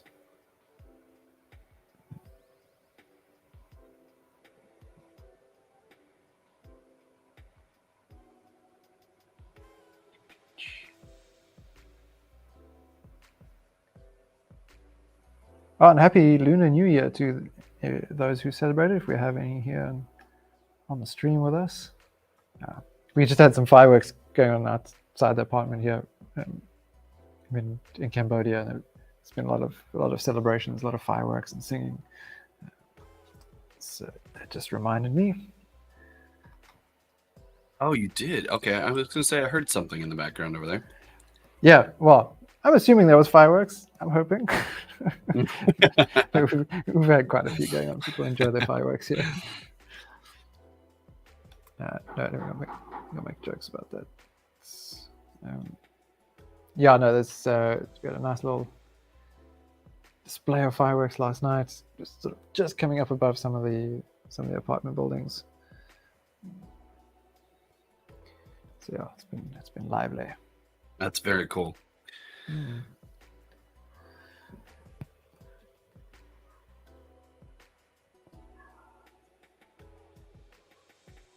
Yeah, it's difficult to hear clearly with the headphones. Could just as well have been a backfiring motorbike. Yeah. It sounded like you were moving your table or something. I can pick it out.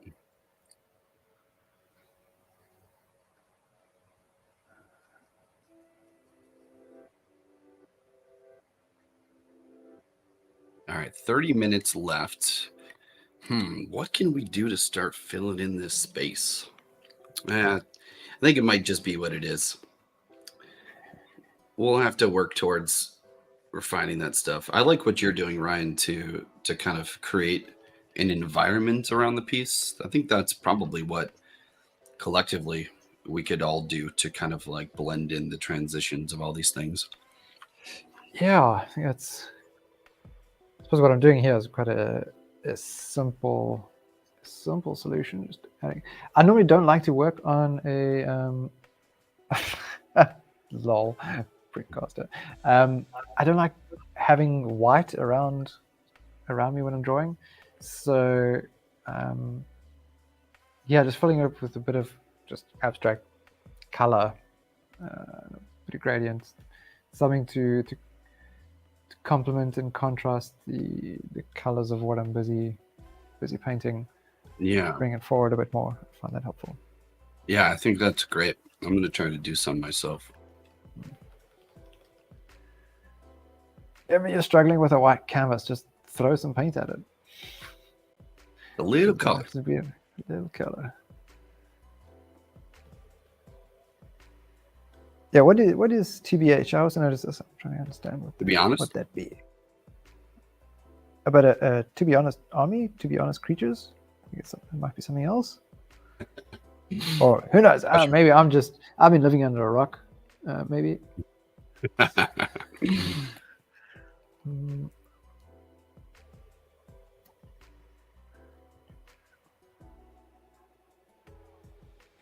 I'll be very careful not to destroy anything around me. Try to...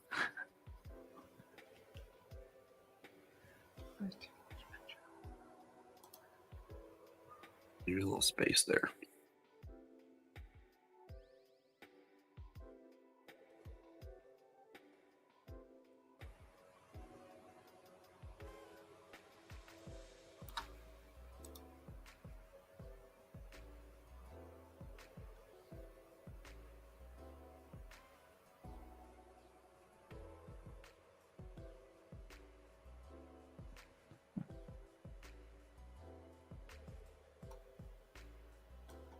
Interesting.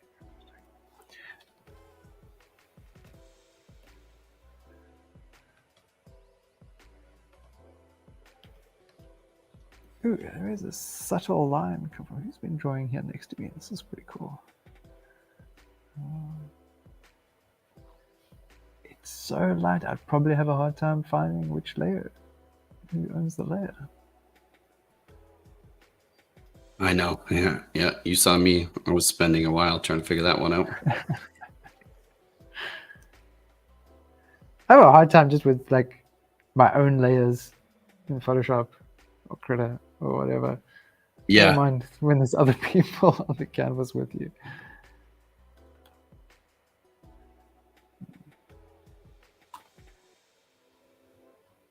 Oh, we have 22 minutes left, apparently.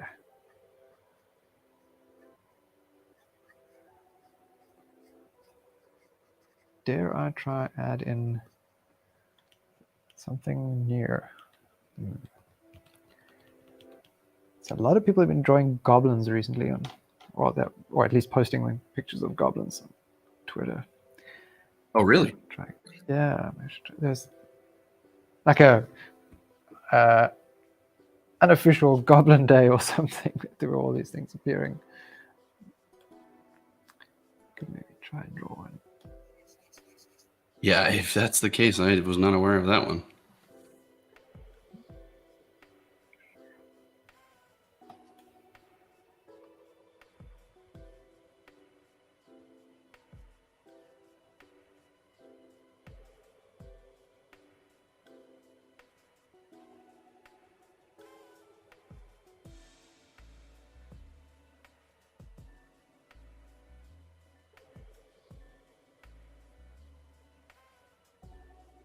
Well, rocking it with a mouse there, Bendy. Nice.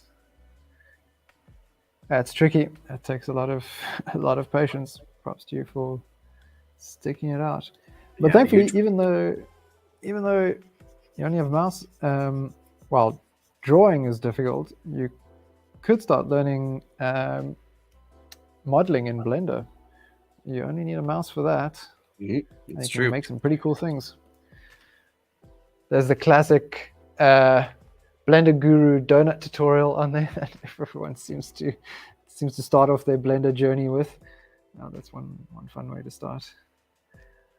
And there, as far as I know, it's I haven't gone through the whole thing myself, but for the most part, all you need is a mouse.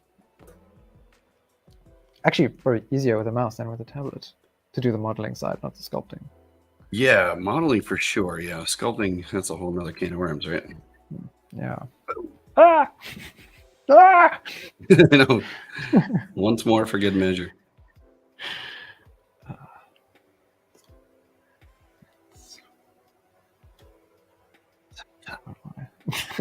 That's all right. That's all right. Yeah, this is the thing. Sabotage, like what we were talking about earlier. Fill in the layers.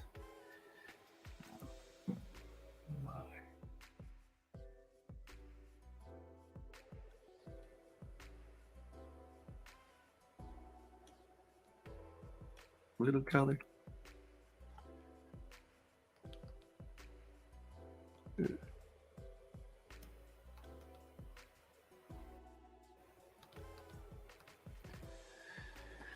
What'll work with this?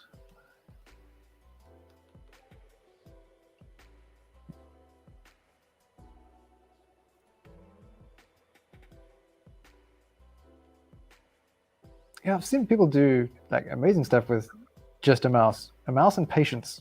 It can be done. Just putting down like blocks of color as a painter.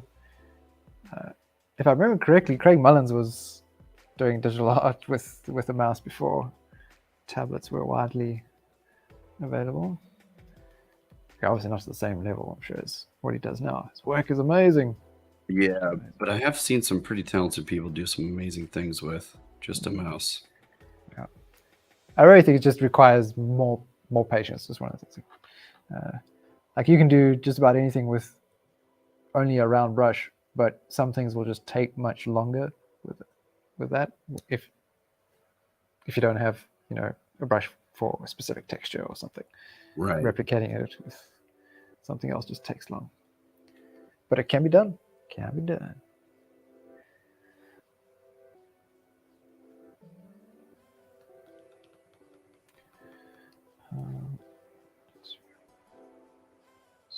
Hmm.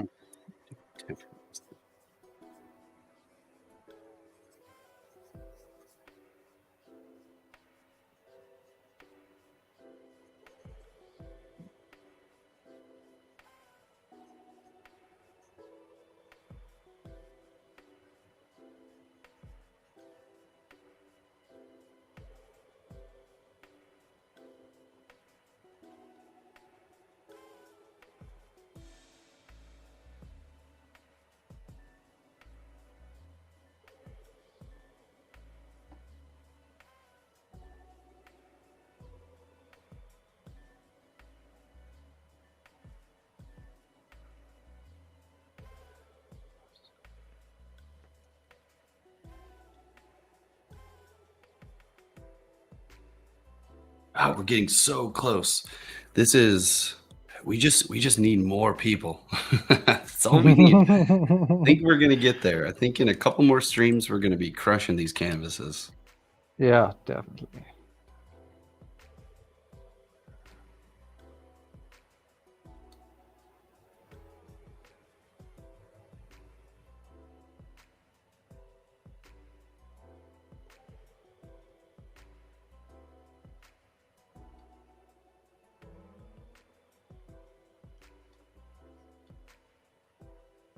Oh, I don't know what I'm doing. That's not working.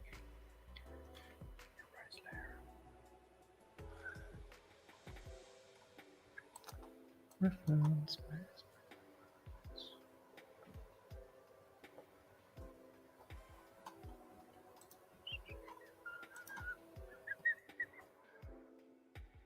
Yes, I saw in the chat only 15 minutes left, and we'll keep in mind too, now that all you new folks that have joined, this canvas is always accessible, and you can come back throughout the week. We'll highlight where it's at next week, and we will be moving on to a new canvas next week, but maybe in this week we'll all be able to kind of come back and finish up our pieces, maybe add some new stuff.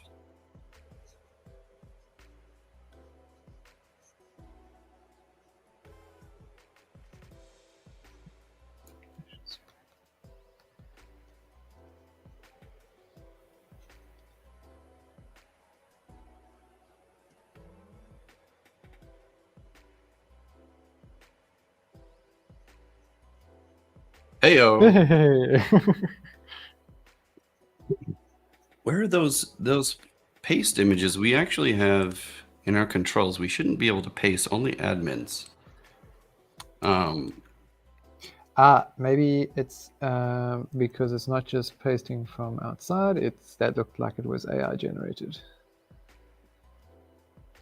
So maybe it pastes it in a different way. Yeah.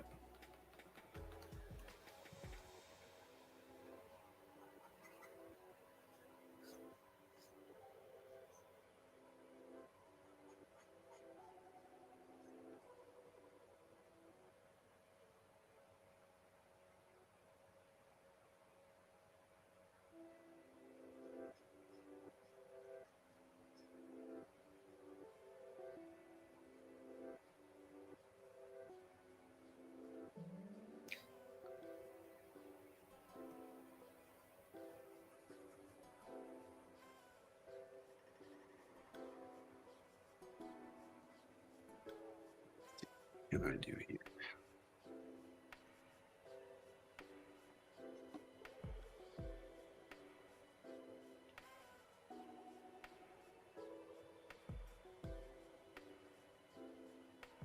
Something I was thinking about is being able to assign a different stroke type to a brush. Like if you could assign the lasso as an eraser brush to be able to like kind of go through and just cut stuff out. You can. You can. Can you? Yes. So when you switch to your There's lasso the tool, erase mode. the auto erase mode. So now when you push and hold E, it's essentially that lasso combined with eraser. That is what I needed. That's great. I love lasso full. Yeah, it really is. Like trying to find new ways to use lasso for all kinds of stuff, I'm finding super fun. Now, who was it that I saw on Twitter? Was it Kyle Webster? Could have been. Who had put together a plugin for Photoshop to do the same thing, the lasso full. Let's see.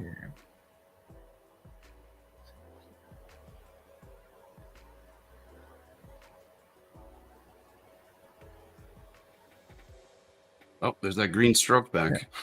Yeah. Oh dear. Yeah.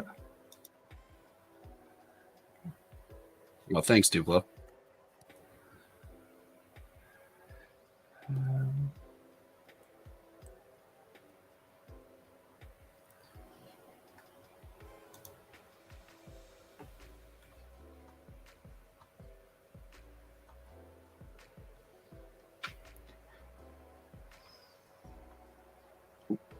Not on the lasso.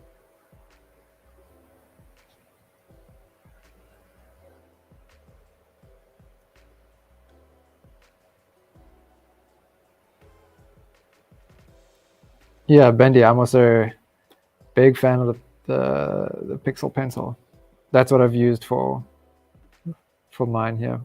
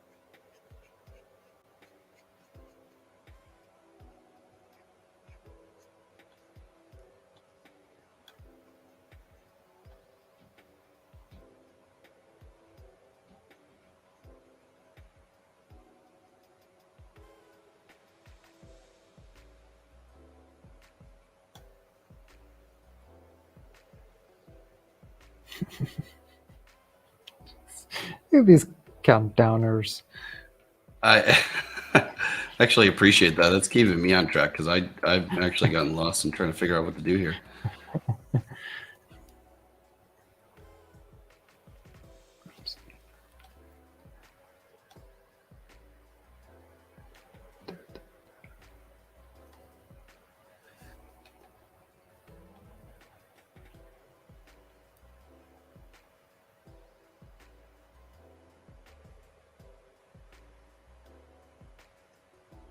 All right, a couple more minutes, and then I'll take a 5 to review this awesome canvas that we're putting together here.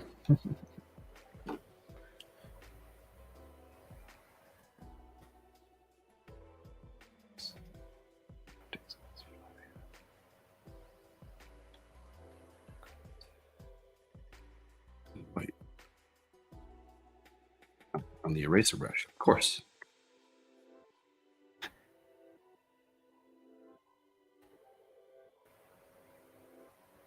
Hectic, so we hit the 100 layer mark. Oh, dang.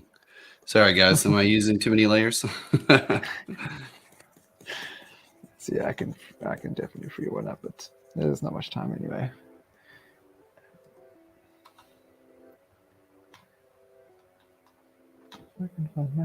Oh, I see. Yeah, I was way less ambitious this time around. Here, let me see some dead layers in here. I'll get rid of those.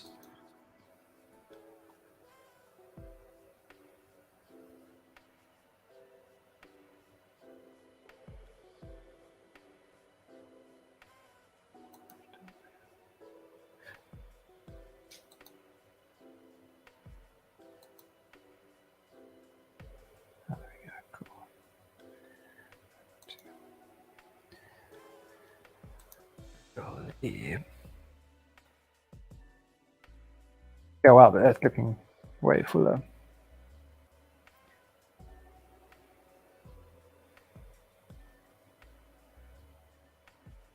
What is this fleshy tongue textured thing of yours? Stop that.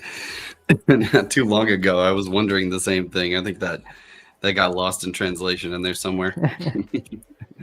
I see we got some egg images. So funny.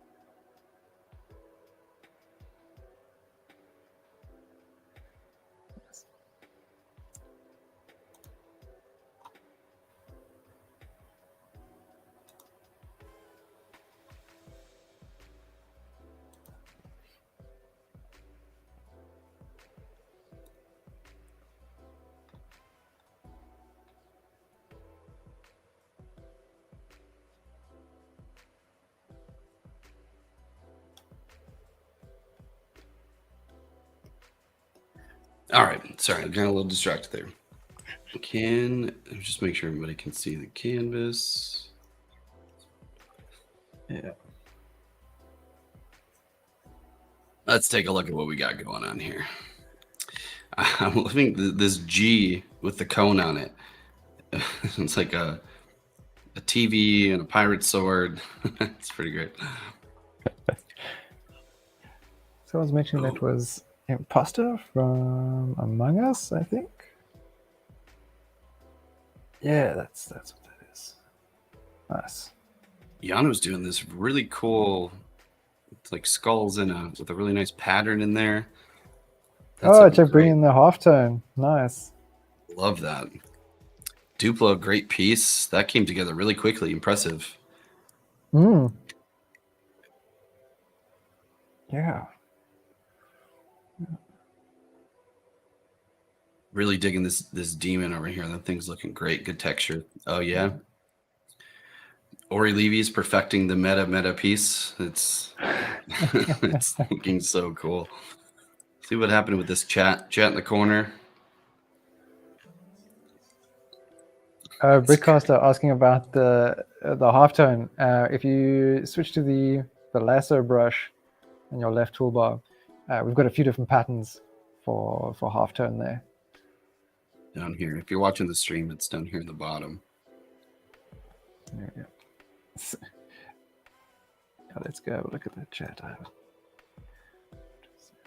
So, oh, Bendy's got some really cool pixel art going on in there. That's very nice.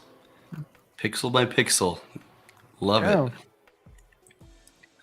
I appreciate that we can have this wide range of great texture and great detail all the way down to a chat and pixel art. Yeah, for sure. Oh, that's good.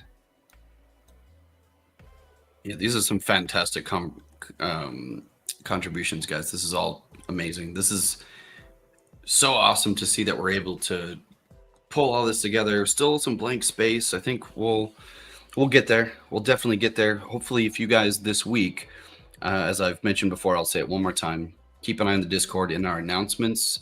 I'm actually thinking, Ryan, what do you think? Maybe we should start up a Magma Clubhouse thread that we can just share all this stuff, share the links, or I don't know. I'm wondering if just all the announcements we've been setting in Discord have maybe been too spammy. Just want to make sure that we're not overloading everybody with too much information. But I'd love to see everybody coming back into this canvas this week. Yeah, maybe a dedicated channel. Not a bad idea. I haven't felt like the notifications have been too spammy on the announcement front, but be curious to see what other people think. What's the best way to chat and get news about specifically the Clubhouse? Okay, zoom in.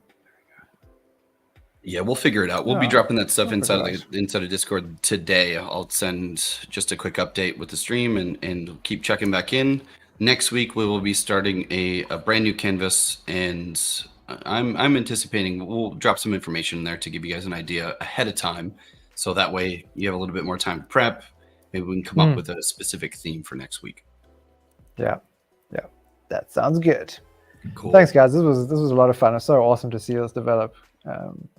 Just so many different things and so much color, and a lot of fun being had. Yeah, super fun. Appreciate the conversation as always, Ryan. We actually got down to some stuff today. I felt really good. Yeah, I don't think I was as ambitious with my additions here, but yeah, it was cool. I was getting a little distracted. No, it's looking fantastic. Fantastic. Great crew today, y'all. Have a great week. We will see you guys next Wednesday. Yeah. Cheers. Thanks, everyone. Cheers, everyone. Bye.